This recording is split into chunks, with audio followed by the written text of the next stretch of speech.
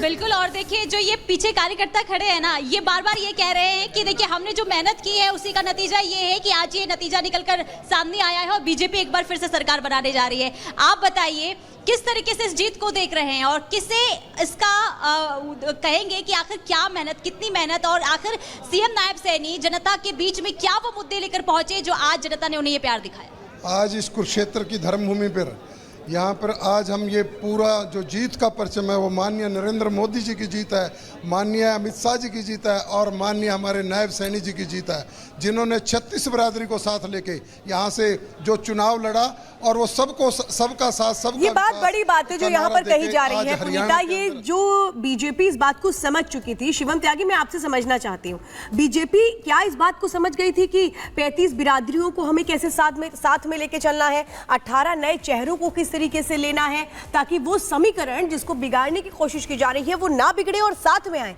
क्या उसी का ये नतीजा है कि हैट्रिक लगाती नजर आ रही है रुझानों में बीजेपी? नहीं, देखिए भारतीय जनता पार्टी जो है एक्सक्लूसिव राजनीति नहीं करती, इंक्लूसिव राजनीति करती है, सबको साथ लेकर चलती है। मैं मानता हूं कि जिस तरीके से सारी चीज़ें रही, चाहे अगर जवान का विषय रहे तो OROP 1 रैंक 1 पेंशन हमने दिया, किसान का विषय रहे तो 24 फसलों पर MSP हमने दिया, पहलवान का विषय रहे तो मुझे लगता है कि पहलवान के विषय में तो आदरणीय प्रधानमंत्री श्री नरेंद्र मोदी जी ने जितना काम किया है हिंदुस्तान में किसी प्रधानमंत्री ने किया ही नहीं है। ओलंपियंस से लेकर और बाकी जितने भी प्लेयर्स हैं, जिस तरीके से आदरणीय प्रधानमंत्री जी पर्सनली हर चीज़ में रुचि लेते हैं और उनके साथ टाइम स्पेंड करते हैं और एक कनेक्ट बनाते हैं, इस देश के एक खिलाड़ी ने देखा है। अब एक पहलवान को आप जो है राजनीतिक तौर पर इस्तेमाल करने के लिए उसको एक पोस्टर बॉय बनाकर आप जो है आप जनता को दिखा तो सकते हैं, लेकिन जब मेरे देश के प्रधानमंत्री सब ओलंपियन से, क्रिकेटर्स से, सबसे मिलते हैं तो दूर दराज बैठी हुई कोई महिला, कोई बेटी, कोई बच्चा, कोई ओलंपिक का उम्मीद रखने वाला जो खेलना चाहता हो बच्चा, क्या वो नहीं देखता? क्या उनको नहीं समझ में आते? क्या हरियाणा में जो है 1 या 2 या 3 ही पहलवान है, इसके अलावा और लोग नहीं? हम सबका सम्मान करते हैं, लेकिन जिस तरीके से किसान, पहलवान और नौजवान का इस्तेमाल कांग्रेस ने किया वो जनता समझ गई और उन्होंने दिखा दिया कि नहीं, आप कहीं भी सत्य नहीं है। और दूसरी एक और भी चीज है, जिस तरीके से महिलाओं का, पिछड़ों का लगातार अपमान करते रहे, शैलजा जी का अपमान करते रहे, अभी पिछले दिन दीपेंद्र हुड्डा जी की रैली में एक महिला के साथ शिवम त्यागी जी, आप महत्वपूर्ण बातों का जिक्र कर रहे हैं कि जाति कार्ड यहाँ पर नहीं चला, जो जाति में बांटने का काम कांग्रेस कर रही थी वो फॉर्मूला फ्लॉप हो गया। एक बड़ी खबर अपने दर्शकों को बताते, रुझानों में बीजेपी का आंकड़ा और बढ़ गया है। हरियाणा में बीजेपी 51 सीट पर आगे, चुनाव आयोग के मुताबिक बीजेपी अब 51 सीट पर आगे चल रही है। रुझानों में हरियाणा में बीजेपी सरकार बनती हुई दिख रही है। हरियाणा में कांग्रेस 33 सीट पर आगे है और बीजेपी की हैट्रिक के आसार पूरी तरह से दिख रहे हैं। जश्न का माहौल आप देखिए, तमाम पार्टी के जो कार्यकर्ता हैं पार्टी का झंडा लेकर जश्न मना रहे हैं, जलेबियां बांट रहे हैं।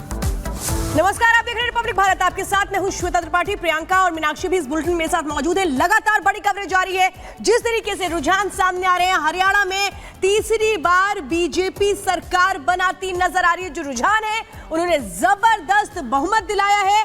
और प्रियंका, खबर यह आ रही है कि हरियाणा के जो प्रदेश अध्यक्ष है वो कह रहे हैं कि नायब सिंह सैनी ही फिर से बिल्कुल, बहुत बड़ी खबर आपको बता रहे हैं। हरियाणा बीजेपी अध्यक्ष का ये बड़ा बयान सामने आया है, जहां पर उनका कहना है कि नायब सिंह सैनी, जो कि अभी करंट में चीफ मिनिस्टर है हरियाणा के, हालांकि उनको सिर्फ 56 दिनों का ही कार्यकाल मिला, अब उनको दोबारा से पार्टी उन पर विश्वास जमाएगी। और आप देखिए कैसे जश्न का माहौल दिख रहा है, तालियां बजा रहे नायब सिंह सैनी।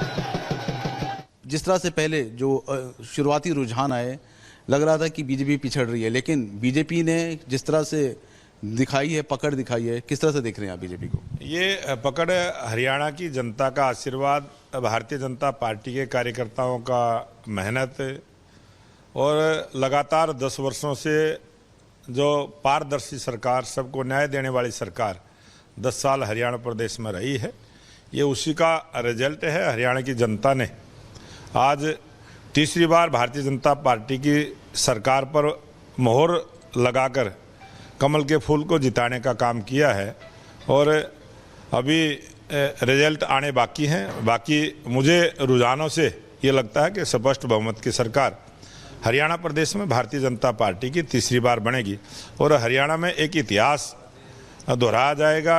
एक इतिहास रचने का काम हरियाणा की जनता ने किया है। कि तीसरी बार भारतीय जनता पार्टी की सरकार, स्पष्ट बहुमत की सरकार हरियाणा में बनेगी। बडौली साहब, आश्वस्त की अगर हम बात करें, क्योंकि जब शुरुआती रुझान थे, खास तौर पर पिछले 10 सालों की एंटी इनकम्बेंसी, लगातार जो लोग हैं वो ये इस बात को कह रहे थे, क्या आपको लगता है आपने एंटी इनकम्बेंसी को कहीं ना कहीं कवर अप किया है? बहुत सारे लोग राजनीतिक रूप से एंटी इनकम्बेंसी बनाने का प्रयास करते हैं। 2014 में हमारी सरकार आई, कांग्रेस ने, हुड्डा जी ने बड़ी साजिश के साथ हरियाणा को जड़ाने का काम किया। 2019 में हमारी सरकार आई, नए नए नैरेटिव सेट करने का काम हुड्डा जी ने किया, और जिस प्रकार से उन्होंने चुनाव में प्रत्याशी दिए, दागी प्रत्याशियों को मैदान में उतारा, जो जेल में थे, जो जेल में जाने की तैयारी में थे, ऐसे ऐसे प्रत्याशी कांग्रेस ने उतारे, विवादित प्रत्याशियों को चुनावी मैदान में उतारा। हरियाणा की जनता जागरूक जनता है, वो सब देखती है। उन्होंने हरियाणा प्रदेश में जिस प्रकार से हुड्डा जी ने जातिवाद को बढ़ाने के लिए बहुत सारे प्रपंच रचे हैं, उसका रिजल्ट हरियाणा की जनता ने दिया है। और पूरे चुनाव में कांग्रेस के लिए वोट भी नहीं मांगा हुड्डा जी ने, तो वो तो हुड्डा के लिए वोट मांग रहा था। हुड्डा सरकार कांग्रेस सरकार कभी कही नहीं। तो लोगों ने भारतीय जनता पार्टी के लोकप्रिय प्रधानमंत्री नरेंद्र मोदी जी को जिस प्रकार से तीसरी बार दिल्ली में प्रधानमंत्री बनाने का काम किया, उसी प्रकार से हरियाणा की जनता ने भी हरियाणा में तीसरी बार डबल इंजन की सरकार हरियाणा प्रदेश में बनाने का आशीर्वाद हरियाणा की जनता ने दिया है। आपको लगता है कि जो चेंज ऑफ गार्ड है लोकसभा चुनाव से पहले किया गया है, उसका भी कहीं ना कहीं जो फायदा है वो भाजपा को मिला है? भारतीय जनता पार्टी का राष्ट्रीय नेतृत्व बड़ी सूझबूझ के साथ, और हमारे साथ हमारे तमाम सहयोगी भी जुड़ गए हैं, लोमस जुड़े हुए हैं हमारे साथ, गणेश भी जुड़े हुए हैं और पुनीता भी जुड़ी हुई है। पुनीता का सबसे पहले रुख कर लेते हैं। पुनीता, अब ये साफ हो गया है कि आने वाले वक्त में जिस भी दिन शपथ ग्रहण होगा, नायाब सिंह सैनी ही फिर से मुख्यमंत्री की भूमिका में नजर आने वाले हैं, लेकिन वहां के लोग किस तरीके से उत्साह में नजर आ रहे हैं, क्योंकि ये जीत की हैट्रिक है।